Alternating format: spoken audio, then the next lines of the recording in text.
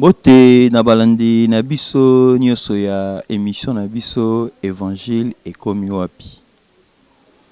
Émission na bino Évangile ekomi wapi oyo epesamaka pa ya mombo na bino évangéliste Serge Lutumba. Mais bamususu mpe bamesono benganga Serge Lutumba. Lelo na mystique ya fourmi Évangile ekomi wapi eza na kati ya Kisasa. Précisément na kati ya Kingasani koto Bitabe place ya Pitoambi moko na basala nzambe oyo ye moko ako se présenter devant micro na biso Évangile ekomi wapi. Ndalinga koloba mingi te nazopesa ye na numbote. Bonjour pasteur. Bonjour musali na nzambe. Pasteur oyamba mi na kati ya émission na biso Évangile ekomi wapi. Nebite soko pesa balande na biso pesa bango kombo na yo obengami nani nga na bingo pasteur mais tant que évangéliste lokola nga tant que ali apôtre tant que ali prophète na lingi o se présenter na balande na biso ya Évangile ekomi wapi. Peuple de Dieu mbote na bino ngai kombo na ngai zali pasteur William na fandi na Bitabe ndesika na sala ka nzambe ndele loto yambi basali ya nzambe comme ba journaliste baye kotala biso na esika tosala ka musala. Ndenge na epsaki bino na koya Congo na kozala na Congo na kosola na basala nzambe naza liboso ya pasteur William. Aza pasteur moko ayebani makasi. Ayebani vraiment ayebani na ndenge ya jeté pe na zala na kilte dimanche na mona lolenge nini Zambe ya Israël azo utiliser ye. Vraiment, c'est un serviteur puissant. Pasteur William, lelo tolobela sur la délivrance. Mais na lingi avato lobela yango Pasteur William opesa biso nanu oza marié soki oza marié oza na bana combien? Oui, pona koloba okende musika te naza marié naza na mwasi nanga na ndaku naza pe na bana mibali. Mwasi mibali combien basi combien? Mwana ya liboso aza mobali ya mibale aza mwasi. Pasteur William vraiment abala na ye na ndenge te yaka kota to fanda te kenda na dot akenda na conservateur et puis basala pilonli type atie mwasi na ndako yo benga makamosala nzambo bala te o vivre na kati ya fornication keba. Donc il famille moi si baebi yote moi ça ya koluko kotsa na ndako keba nzamba otuna yo. Pasteur William on a besoin oyebisa biso est-ce que Pasteur William abandika mbala moko boye ou bien Pasteur William ayaki vraiment na papa molimo? Vraiment na iloko nyonso to biso ba ministre ba pasteur esengeli mutu moko encadrer yo azala nga nazana papa molimo na ngai bien encadrer na ngai ou ya former ngai ou imposer nga maboko awendre nga pona banda musala azali. Pasteur William ndenge ka ezalaka est-ce que ko pesa biso kombo ya papa molimo na ote batu pe baye ata musupa ni papa molimo moka bimina ndenge wana ka bio bimiseka na ndenge na yo pezalaka nango pe. Kombo ya papa molimo na ngai ezali pasteur Israël Panganga ye mutu pozanga maboko abatize ngai soki lelo na komi yo nazali za grâce na parce que Bible zoloba un ingrat n'ira pas au ciel. Et Seigneur te reconnaître ce que tu outi. Ce qui nazali le boye za à travers muta fongole biso nzira la kisi biso de biso tozolanda likolo na ye. Donc cela veut dire Pasteur William na mon église à munene na moni batu na kati église dim na yo kendara papa. Oui, eza droit na ye parce que nazo pesa dim te ngande mo rozala ngamo na Elohim.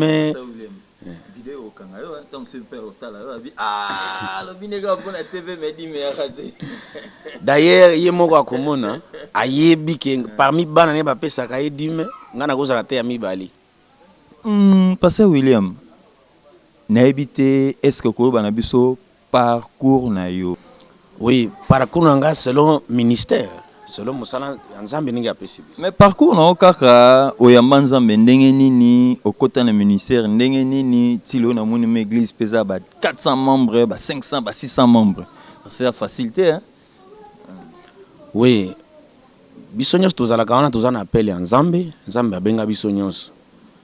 Et puis avant soki nzambe abengi okutala esika okutala nani oyo akoki kozala père spirituel na yo.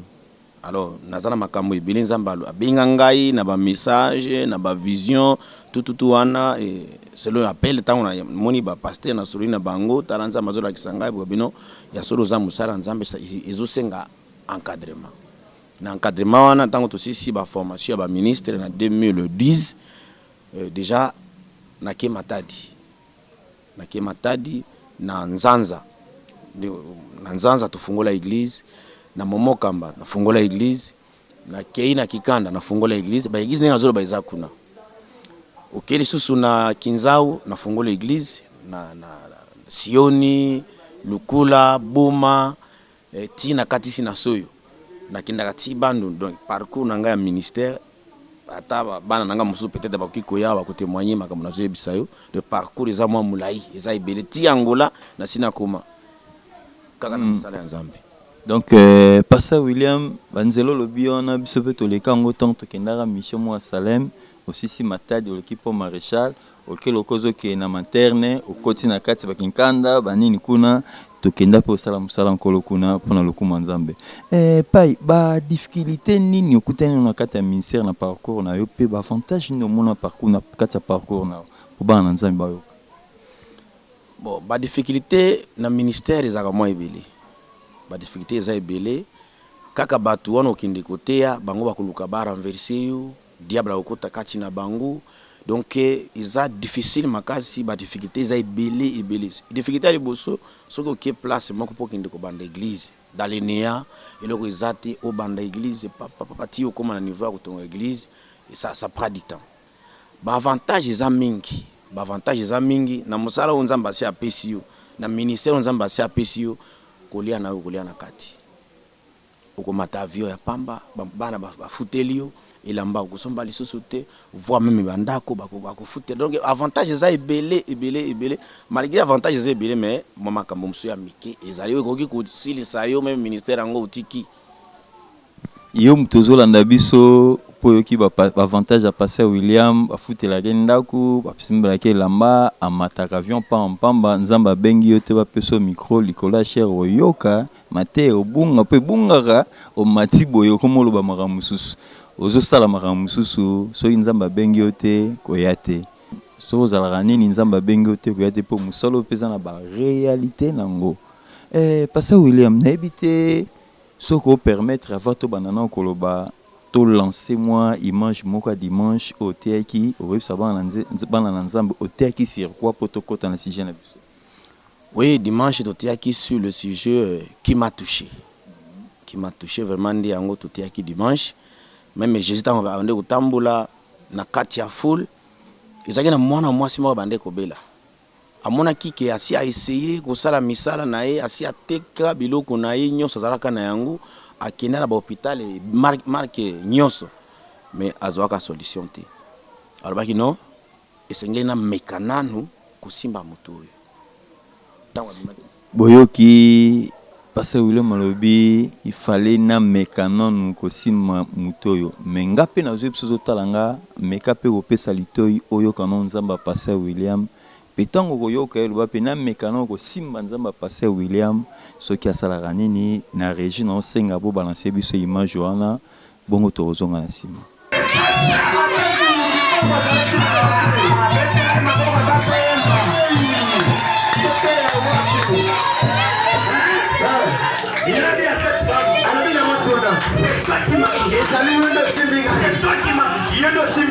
La femme c'est à Jésus. Moi ça faut comme il dit femme. Alors moi aussi femme. Voici. Qui est cette femme? Voici on va dire qui n'a dit. Qui a levé la vertu de Jésus? Ça c'est là qui connaît la gloire de Jésus. Qui est cette femme? Voici on va dire qui n'a dit. Il faisait fatiguer un prophète qui s'est de la fin. Oh ben pour le but ça va me dire ça on la souka.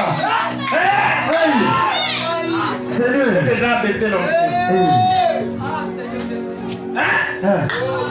Jésus, il passait avec la femme pour les racheter. La femme devait aller toucher. Il est sorti. Pour purifier, il faut une vérité. Et je te dis ce soir, moi ici, je suis plus valeureux que le sang de Jésus. Je suis plus valeureux que le sang de Jésus. C'est bien de perdre ça pour me racheter moi ici. Regarde, j'ai de l'argent pour acheter les choses. Je dois regarder le valeur de la chose. Et je prends l'argent parce que cela n'a pas de valeur. Je donne ça et je récupère la chose. C'est le sang de Jésus. Aujourd'hui, le sang de Jésus, c'est le message du temps de la fin.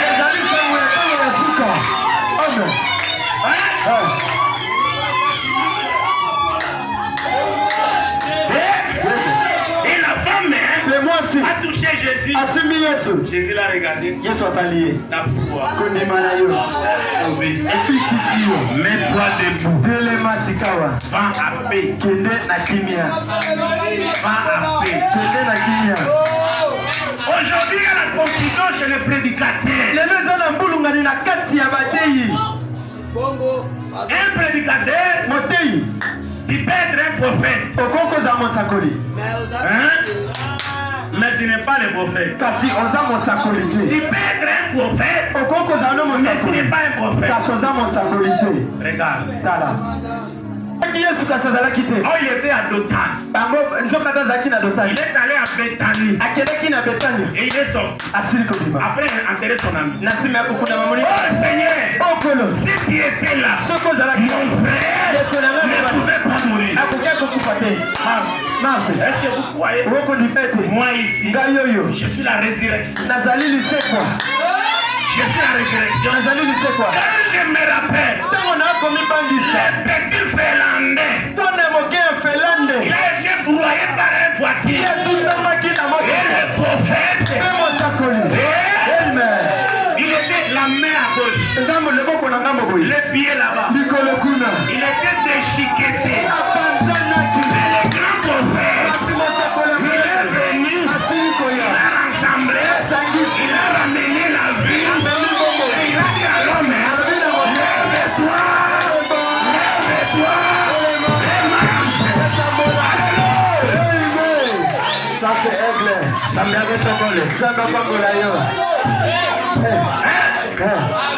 Quand je me rappelle des petits Finlandais, une personne sans vie,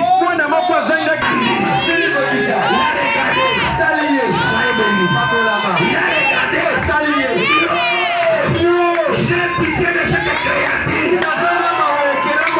Une vertu qui était en lui est entrée dans cette école qui m'appelle la vie. Les viandes se sont rassemblées. Même les autres qui étaient broyés. Ah, il a vu. Il était Ézéchiel. Les roues dans la roue.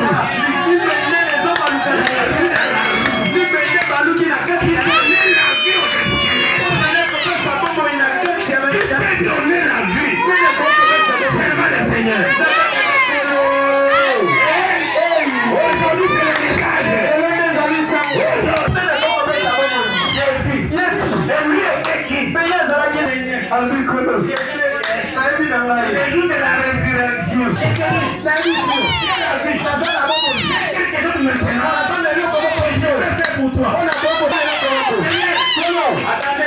Merci na balandi nyonso ya émission na biso évangile komi wapi boti kolanda pasteur William namoni lolenge nini nzamba zo utiliser puissamment niveau bato bao s'agiter wana na suka to sola. Pasteur William, est-ce que peut sa balandi na biso définition ya mot délivrance ces années? Voilà, tozolo belasi la délivrance c'est lo ndekonanga ndenge ya bisingawa. Le mot délivrance. Le mot délivrance, ça veut dire, quand vous voulez délivrer une personne, on ne délivre pas une personne qui est libre. On délivre celui qui est bloqué, celui qui a des problèmes, il n'arrive pas à s'en sortir lui-même.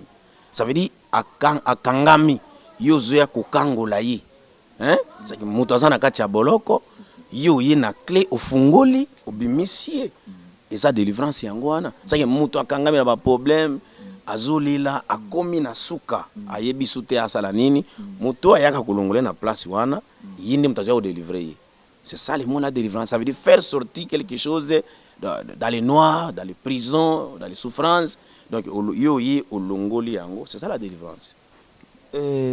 Parce que le mepsi biso délivrance ezali muto bakangami bakangi na basinga peza na bato pe mususu tozotala bango me baza okangama na basinga eza na bato mususu pe baotala biso baza na ba lien oyo ekanga bango eza na bato mususu pe baotala biso baza na ba limitation oyo elata bango eza na bato mususu baotala biso do babenga ye zoba ye na classe banega aza nega zoba azwaka na ete eza mutu mususu atravaillaka trop mais aganyaka neka mukie yango babiloko wana nyonso sikoyo soki nde okutani na mosala nzambe aprie mpo na yo alongoli yo na kati esika wana nde okolobaki nakomi délivrer. Pasteur William, nani yango vraiment akozala délivrer mpe nani akozala délivrer te?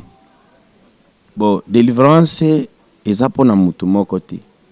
Délivrance ezali mpona couche nyonso ya bato. Ozala pasteur, il faut la délivrer. Ozala prophète, il faut la délivrer. Ozala mundimi, il faut la délivrer. Donc délivrance ils ont dépendre na mutu te.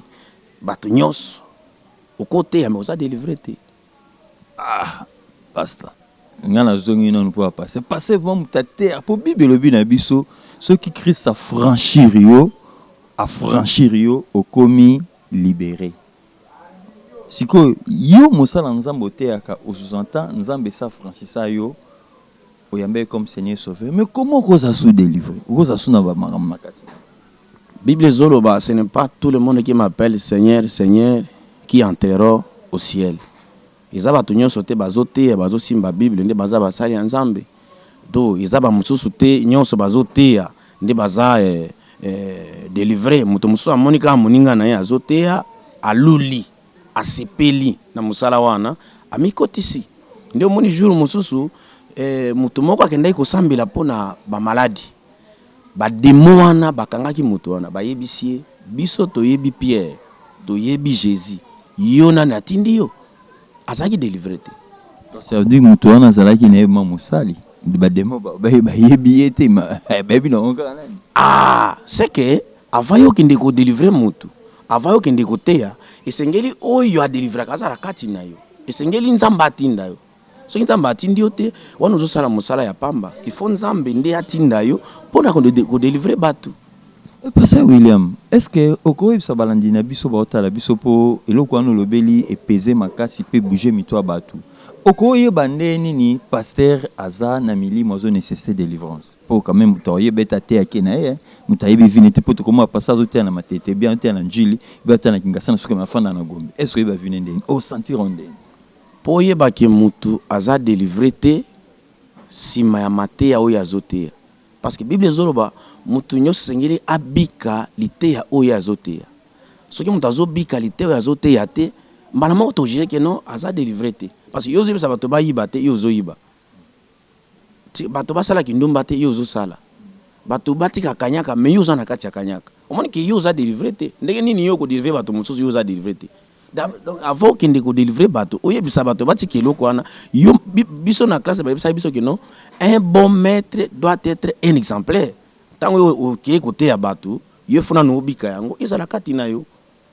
Mais siko pai libala pe yango toloba mabala torana jimso ba pona libala basi pe mo te na pe ba passer ba bimala bango mais passer par obala moi ça ministère te est-ce que tanga bimo bien ka muto mobulu omoni basi bazotinda basali bakoya na bango poza basi ministère ça veut dire quoi omoni problème ya basi kokoya na ba pasteur to ba pasteur kokoya na basi eza iloko moke na ko expliquer yo comment te pas nazo pesa exemple moko ya moke omoni tango na butu opelisi mwinda ya munene alimila lumière tango opelisi mwinda na kati ya mwinda wana mabanki balandaka mwinda wana tango mabanki balandi mwinda okomona ya mibale magorodo baye magorodo balandi mwinda te yazolanda po ali ya mabanki wana okoya komona na misatu nyoka ye nyoka yaza na bosenga ya mwinda wana ti magorodo aza na bosenga ya mwinda wana ti ozomona magorodo ya ye po ali ya mabanki nyoka ye po ali amela nani magorodo ça veut dire na kati ya lumière na kati ya Jésus na kati ya église eza bato nyonso te bazo ya kosambela nde tolobaka il y a trois sortes de croyants dans l'église. Il y a les croyants, soi-disant les croyants et les païens. Baza bato misato. Musu akoki kote awa, mais azana chrétien ti. Tango moni bato ala nyonso baye na kati église, mutu nyonso ya na kati église aye koluka délivrance. Soki akuti yo passer na noza délivrer te, esili pona yo. Ndio komona mutu moko azuya nyonso, ngai, omoni ngai, naza na problème boye. Vraiment soki na bibi na mbaye na zoka mala na yako na yoka mala yo bia na kangi déjà mbisi na ngai libanda ya mai na kangi mbisi na ngai libanda ya mai tangu yo kosimba ye molimo wana ezali kati na ye esali nini ekoti yo tangu ekoti yo ye atikali déjà na ye libre yo lokolo ozalaki mal enfermi espérant ekoti nini kati na yo parce que olokoti eloko ya kolokota ya kokufa ekomisi yo solo esika nyonso koleka bato bakoyoka solo soki esika nyonso yo koleka okozala na pose ya kosala eloko parce que ekomi demo kati na yo ozotambola na yango donc na kati église ata omoni mutu nyonso aye sambela nzambe mpona mutu wana Pasteur William olobi mpona kaniaka eloko ezoboma mokili yango wana ba 10% ba 5% ngaka afonalia ngam na memaki na église ngam na tega fungwami atiki nga bwendeni soto yeba bato wana ndeni Bible zoloba les racines de tous les mots eza mbongo hein les racines de tous les mots eza mbongo tango zomona pasteur aza ko se focaliser mingi na mbongo akokoya parce que za biloko misato zokoyisa ba église ne pas évangile pesengara mbongo somo tana mbongo to sa croisade ndeni o sa ba grands événements ndeni ba bien ba soda batona ki Jésus balobi c'est ko biso ba soda mokonzi olobi ni pona biso Yesu ayebisaki bango lia na we bafutaka yo kozo ya libanda te ça veut dire tango komi na posa mingi ya mbongo okobosa na Nzambe yoka nazo répondre yo Jésus tango azoya akutani na mutu moko bande ko benga homme riche Jésus ayebisi na sepeli na yo makasi poto to osala musala ya Nzambe Jésus atuni est-ce que yo ndengo zaboye makambo ya basi ya bite ngana lingana nga basi te oyibaka ta bite na yibate iloka mabete Jésus ayebisi yo makambo nyonso yo oyebisi ngai ozana bosolo ya solo na moni eloko moko mabe kati na yo ezate siko eloko moko etikali po na yo zwa biloko na obozwi na yo pesa yango ba pauvre yaka olandanga alobi me yo zatani elamba te ozani eloko te na mbongo oyo nga nazana yango nde kosonga biso tozwa mutuka totonga église Jésus ayebisi ngai nayaki mpo na biloko wana te ya liboso yo ozwa bomo ya seko me yo nano ozwi saint esprit te ozoluka mbongo akotonga église oyo nini bande bakozala kuna milimu nini komana kotia bato d'abord vous devez chercher d'abord le saint esprit tango ozwi saint esprit okomona Nzambe akopambola osiko à travers molimo na ye mutu wana abaki ayebisi Jésus abi ngai soki eza bongo nakokende na yo te tokoliaka nini abosanaki ke Jésus moko azalaki richesse ya koleka nyonso donc Jésus moko aza richesse tango oza na Jésus oza na nyonso mais abosanaki amonaki nde mbongo na ye mais pourquoi pas Jésus aboye kozwa mbongo ya mutu wana complicado biso benga na portugais complicado pasa nazo bakiselo moko tomonaka bato mosusu bateyaka évangile ya prospérité Nzambe na biso aza na nyonso biso bana ye tokozala bapauvre te tokozala babola te mais ozomona te ke mbongo ezaka malamu wolopala te eza ekoma biso tozanga biso fo tolingaka mbongo si yango nde ezokomande mokili oui omoni mbongo eza bien papa meme ngai nazoloba boye mbongo eza bien hein mbongo eza bien eza malamu okotonga nango église okosala ba voyage okosala tout mais soki mutu alobi ke non biso ministère na biso eza ko prospérer le véritable prospération ou bien ko prospérer malamu eza d'abord zala na saint esprit tango za na saint esprit ou bien okomi délivrer wana ko prospérer bien parce que ndenge nini yo ngo prospérer aussi longtemps ozana no esclave Aussi, on doit en prison. Mais passer peu dans Saint-Esprit parce que terre fort. Nous avons utilisé ma casse, nous avons mouli mon sang, mais nous délivrer. Et là, on a koye bisayo, même Satan a des paroles ma casse, mais il a interpréter en côté. Il a interpréter mot à mot. Ce que la question Satan parole boye à kokate.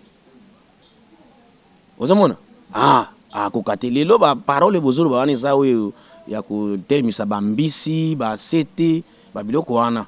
Mais parole yango moko boye Satan a kokate. Vous comprenez? Tant que vous avez pour makambo ya mbongo, il faut que prospérer. Docteur bana nano pone eloko wana. Na yebi bien moko azali na Saint-Esprit, atika jamais ko prospérité. Abande kolia na se ya mesa. Comme on ezaki Lazare. Abande kolia na se ya mesa ya moto oyo ezokwea. Ndi abande kolia. Metango akufaki akende kofana na tolo ya Abraham. Oyo azaki na mbongo bando prospérer akendaki na ezaki na vallée libulu monene bande ko séparer bango mibale. Mais papa to beta peka li solo ngo sima po passer mona sana émission bana ngaki vigno sozana ngo nakati lolo ozalaka te yeso ya raté lola na li fele zakaka. Donc ceux qui aux yeux ont arrêté et si mais wana to solo ngo sima po esalanga ningi sanga makasi. Ningi sako ndimbananga makasi pai. Nyoso ko pona mbongo. Ye pona ko banda o comprendre nga mabete azana e pasteur te. Asinga délivrance. Oui, batu ya ndingo tuzana bango bosenga tuzo benga baya. Baya il faut tout sur na bango. Ndingo ni ngolo bakelo les athées or Bible ça confirme. Hein? Tu sais que y a terre Bible nini wana. Wana yango te. Pa inamoni tokomi ko pusana vraiment poto kendaka nasuka sikoyo pona koyeba passer aza lokuta po bipe lokuta pesa na kati ya bato ke fo po bata lokuta baza pa passer abani mateya azaka na Congo na Angola na Congo mateya so te eza lokuta archifo na telemisaka bato na zana ba avion mais loko eza nangote aotanga pe komanza omoni mokonzi ya lokuta eza Satan. Tant omoni mutazo ba lokuta si Satan eza Satan yaza ne pasteur te. Pour Satan, le grand menteur a bandit depuis le colo. Moussa n'est cause. Pourtant, on est déjà pasteur moko yazote. Donc, azoko sapé bateau. Il faut y baquer. Il y a un épisode qui est à Bangonio, ça va benga Seigneur, Seigneur, Baokelo là. Bazo senga délivrance, ko sambe la pona bango. Bazongi na mai, au confesser, au arranger vie na yo, ba imposer ma boko, au Saint-Esprit. Tant que vous avez Saint-Esprit, au koko sate. Tant que vous avez Nzambe kati na yo, colonne de feu, fandi kati na yo.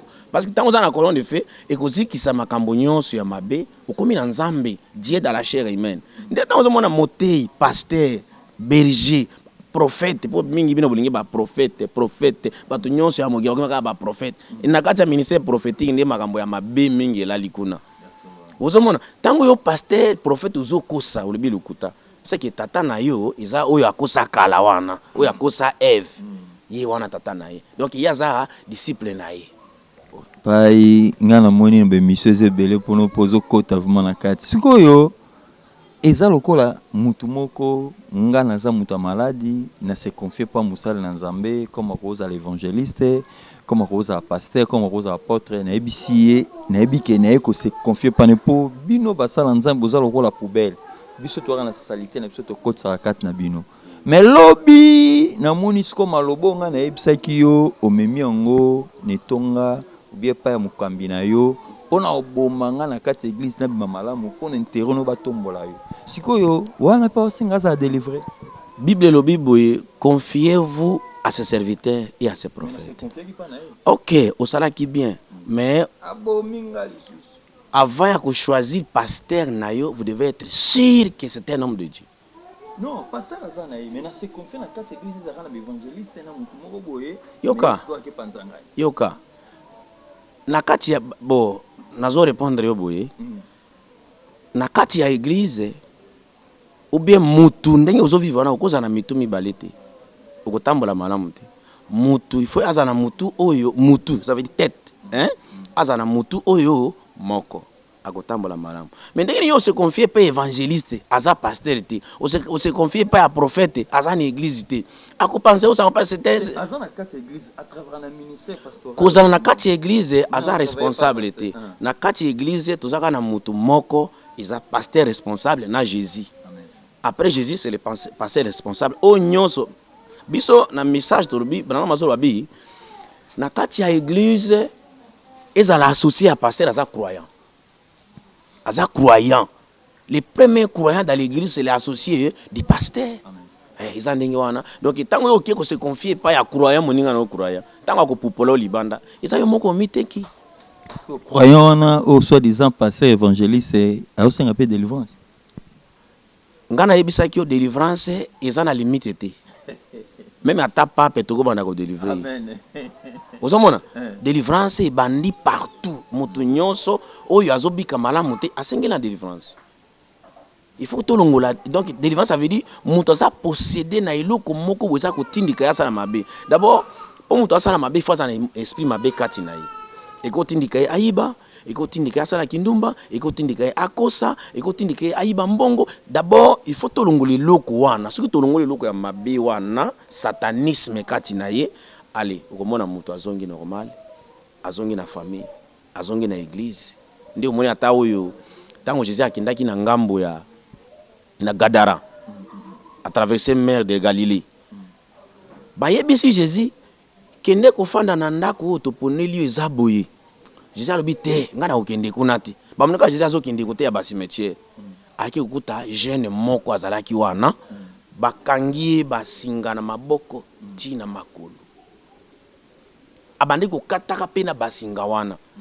Tango siko frère wana atali Jésus atali ya bandi ko mwana na Nzambe ndenge oyo kutungisa ngai boye avata po na nini. Donc divinité ya Satan ifanda ke pa ya jeune wana. Na divinité ya Lola izaki kati ya nani ya Jésus. Siko izaki de divinité ekutani. Mbala moko mutu wana bandi ko ganga atuni yo nani abito za ebele abando kata basinga seka abando sala ba miracle azobimisa ba makambo ebele na kati ya bato azosala mais abando fana wapi na basimetier ona basimetier eza biloko epola. Alors esengaki mutu moko aya po alongola frère wana parce que ça qui utile na société okozo za même na kati ya cimetière église moko bonzoka église wana esi ekufa bato nyonso basi balala na kati ya église biloko epola omonika izongela église ali ndezoka eza cimetière na pasteur na bango wana azalaki na ba démon lejo ifanda ikati naye je ya lejo buzafandika oui babandi ko ganga présence à Jésus batuni Jésus bwaka biso longola biso bwaka biso abi na bwaka bino wapi bwaka biso ta na bangulu izawa. Jésus a télécommandé ba démon na batiki moto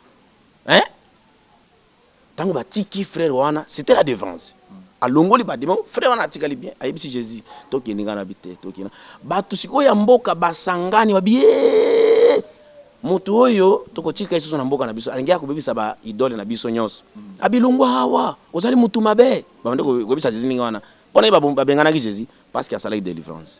Donc base ya liboso il faut to bandana avant mutu oteya avant mutu obanda ko sakola avant comme prophète avant comme évangéliste puissant avant comme nganda na sodoka na Nzambe oro kokoko ba parler à langue belé na ba église nyonso. D'abord tu dois chercher la délivrance. Après la délivrance c'est le Saint-Esprit. So vous avez le Saint-Esprit de l'autre côté. Balandi ya émission na biso évangile komi wapi oyo pesa makapa ya mombo na bino évangéliste Serge Lutumba boyoki ndenge mombo na Nzambe na yebisaki bino aza muto ya tondama na nguya molimo mosantu na yebisaki bino aza ba pasteur na bino te ya ba robo mais bon Nzambe ye bon Nzambe vraiment efanda pe témoignage eza yo pasteur oyo osaka ba délivrance mozana basi 4 basi 5 na église okomisa basi nyoso yo pasteur yeyo ya oluka délivrance na yo pasteur okoma na okaka vino ekomi elamba so elamba ezate mote ya te adresse ngoya ata obengi ngate me benga na numéro na ye to rocha wana na ndenge ka ezalaka ozoma délivrance et aux apôtres, aux prophètes, surtout bino ba prophète. Yeyo ya oluka délivrance na yo. Pas to comme na rochité, mission Yesu zaki ni pona biso. Oka tobika pona délivrance pona nini. Mission ya Yesu aiki ku sauver biso parce que tozali na kati ya masumu. Eza lokolo kutunanga mission ya Moïse zalaki nini? Mission ya Moïse na batinda ki na Égypte. D'abord, pour faire délivrer le peuple de Dieu qui était dans la souffrance en Égypte. Le cas Adam a bébi saki na ibandeli. Et c'est là que Yesu a racheté biso, a se sacrifié moko. Jésus est Emmanuel. Qui dit Emmanuel? Dieu parmi nous. Donc Jésus était Dieu. Ndé comment dit ça confusion izali praswa. Mais lelo basala nzambe na kati yote misuba komona bango ba Yesu aotia mama na fisha munene boya nga no pesa bino lobiko boya nga nazana lobiko. Est-ce que mutu pesa lobiko belo biko utapanza omoni soki Saul pardon pas événement kutuna ni bandi pété mais azolo ba ke boya bobika. Et n'habite ça bana ba fidèle ya évangile comme pour bango balandaka mot par mot. Botango moni déjà moto za ko se glorifier ndelo ko nzamba bengana Satan likolo orgueil. Ozomona ngai non. Nzambe muto asalaka makamonyo se nzambe. Eloko nzamba alingaka te ezali komiko kanisa yo na ye. Gloire nyonso ezengete zongisa nzambe. Abino boya nzamba akosala. Boya nzamba akolobela biso. Boya nzamba akobikisa. Tango bani koloba ngai. Omoni ke déjà ozali bana eloko esalaki ke nzamba rejeter Saul pour na orgueil na popularité. Tango David aye ake ko boma Goliath. Saul abande ko souffrir, a souffrir ki makasi na Goliath. Mais tango David aye abomi Goliath, tango ye azozonga bato basepeli abio mwana mobali oyo alongoli biso démon oyo vraiment biso baneza tongi tozwa kimia a délivrer ki bango na démon wana ya quelque part peut passer na kati mo mke ba fidèle pe ka balukela bino ba problème po ba Saul abomi boye Goliath abomaki boye mo te conflit côté qui tam sous place wana. Bible lobi donner à César ce qui est à César, hein, et à Dieu ce qui est à Dieu. Bato tango ba moni yo Saul bando kokati. Bon, moi, moko aye, nzamba songi kati na ye, hein? Allez. Aiko boma mutona. Tango azoya uti bituma to ba ndiko beta maboko. David obomi Goliath mais Saul abomi 10. Yo bomi nde sika rankine bandaki wana. Donc popularité Saul abi jamais beaucoup comme ça a été fonga inde na za roi. Donc ya bandiko luka honneur nyonso ezala ya nzambe, ezala ya wapi, ezala pa na ye. Or ezama be na kati ya musala nzambe. Bible lobi emeli toi. Tango mikitisi nzambe ye moko. Atozo sala miracle ndenge nini koyemba te. Hein? Atozo même pourquoi Jésus tango ndo sala sambi pona bato albino ko kinde na okuna te zonga na ondako.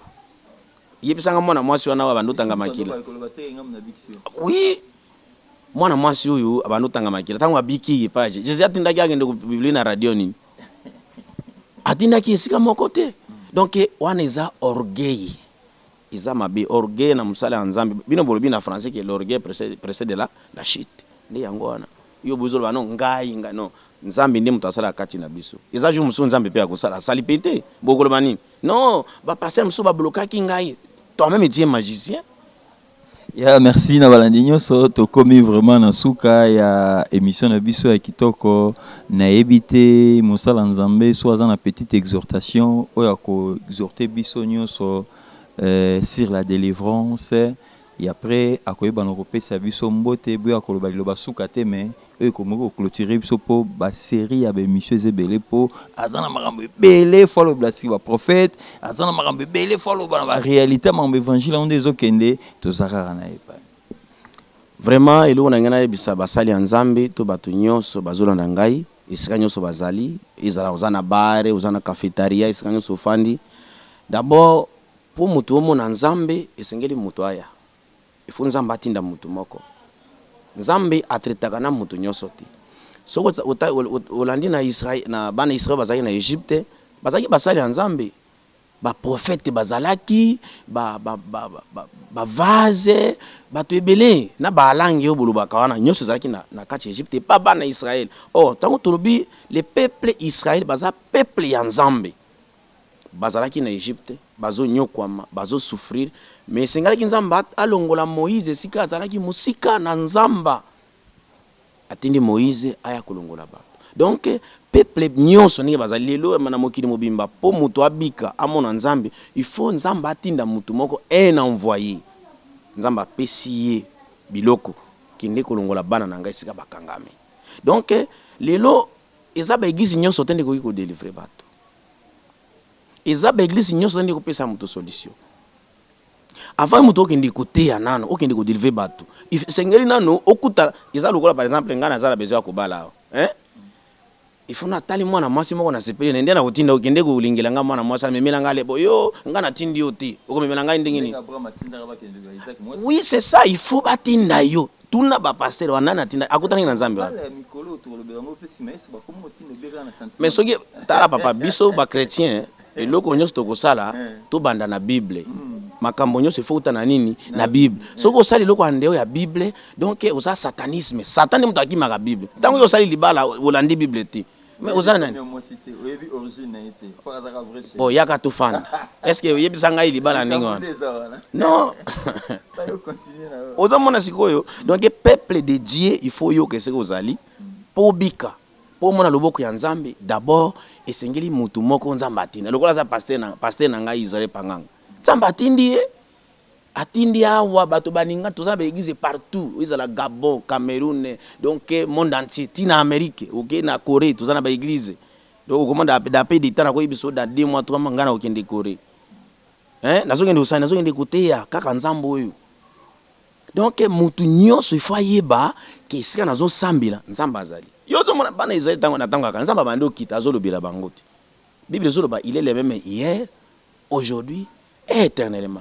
Ozomona Nzambe yango ya biso tuke na leloka ya parler à langue Nzambe yango aloba esute bango babaraki nde toloba to kaka mutu obikaka atana li pateta ni loba Nzambe yango to liaka lilo papa na zo biso yo boye omoni parler à langue sur une interprétation te uti pas diable ezaba minoko ya ba disciple ya Astrate na Baal omontango babengaki Baal na Eli basambeli Baal azokita te babandi siko ko changer ba minoko mususu ba ngru ozomona bazo changer yango ezaba manière na bango ya ba evocation ya ba dida bango ya ba Astrate ndi mona bimisa bambisi. Cela veut dire passer yo lo ba langue donc il évite bo ba langue to lo bango soute pas. Langue c'est Dieu lui-même qui parle. Langue ça très bien à cette église mais il faut une interprétation. Ce qui langue une interprétation selon la Bible ça faux. Quand on soupe Bible so baraki langue so za interprétation c'est so diffié ka yomoko. Kende ko sam Bible biso so diffié yomoko kende ko sambela wapi na chambre. Na monité na habité so to fandanga no to koma tilobi merci na balandi na biso émission na biso évangile comme yopi bomoni passer moko yaki mama na débat ya GT passer alobi oyo ezoko engager pa fungoli ezoko engager et rozala bien yo mtozo tala ngai lobaka baraba robare benga passer acholi bo pa kangola yo pozo tala biso kuna ki ndumbo zo tikate limwa passer za benga ezana ngope na sonité pour bengera osopo yo pe mutolo bagana batu ki pour délivrer batu pour futa billet avion ba na Congo yeoza yo pe muto yebi nyonso pesa donc non ça la propagande était mais namoni et pe na yoki lo lenge Nzamba zo utiliser contact nezana Nzamba Israël a vraiment le belaka mais toko suka pe ka bongo te po mo na Nzambe azan iloko loba ona bena binoke pote bana clôturer pe opé sa contact na yemoko pe na mbote o opé sa bat pote bana cité. Oui, il est suki sa pona ko pesa ba coordonnées na mbote omoni ile ko tuna kinga ya pona basali Nzambe bazo kwea bazo sala kindumba ile on informer peuple de Dieu ya liboso ce que moni Eve na Adam bakima ki jardin de Dieu bakataki liaison to alliance bango na Nzambe ezaki pona kindumba echaka mutu na insécurité kindumba ekimisaka bénédiction ya mutu ya kokisa malelo ekomi lobi donc kindumba echaka mutu valeur esili kindumba bako boma tala nazo pesa exemple yo lingi mwasi ya colonel azana munduki bon mwasi na yai kuzwa délivrance yo uzi mwasi wana yo olali na yo tizimi bon tant colonel abandi déjà ko lukona munduki okomi déjà en sécurité autant mona keza péché sengeli mutu nyoso atika frère eza insécurité ndiko donc yango faki na yebisa na kanisiki makambo mususu tokosola soki nzamba pese biso ta ngai kombo na ngaki nde kaningi papa yebisi kombo na eza pasteur William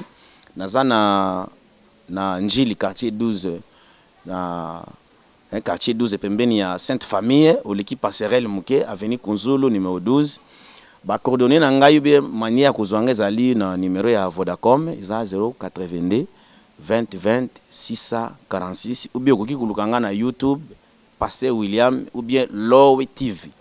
Ou le na YouTube comme on ngai même na Facebook Pasteur William. Numéro ya WhatsApp ezaka 082 20 20 646 Nzambe apambola bino.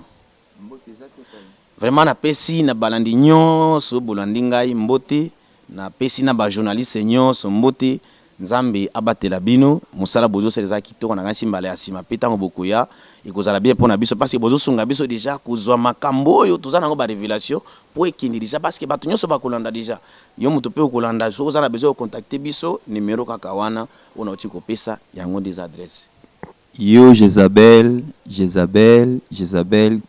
cuidado keba moto eza soko eka na ilo onobiki na zo yamba pasa yamba ngapona koya na yo ndo koya oye bonzambe zebele iyo pe muta muyibi yo na coopération pour biki na proposer passer moi coopération pour to lia simo kendo loba italata les awa na pesi mbote na balandi na biso nyonso nde na mesana koloba surtout na ba partenaire nyonso o bazo sunga musala na nkolo nga mombo na bino na longwangola na ya pe na tan nga séjour awa na pesi bino nyonso mbote évangéliste makuku pesa na pesi mbote na nyonso zosala na pesi mama Madobi Kembo mbote na papa Ozana Viki na pesi bibi Tanso na Nyangi mbote na pesi Claudia Ali mbote na pesi Jocelyn mama mbote place Ozali Zambe na ngai Zambe na biso ab évangéliste Zambe ya évangile komi wapi amona yo apambola pe na bosanité passer na ngai Israël Mbambi na pesi mbote papa maloba pe enseignement oyo kotisa na kati na biso yango kaka tozo salela. Merci na balandi nyonso, à la prochaine émission, ciao.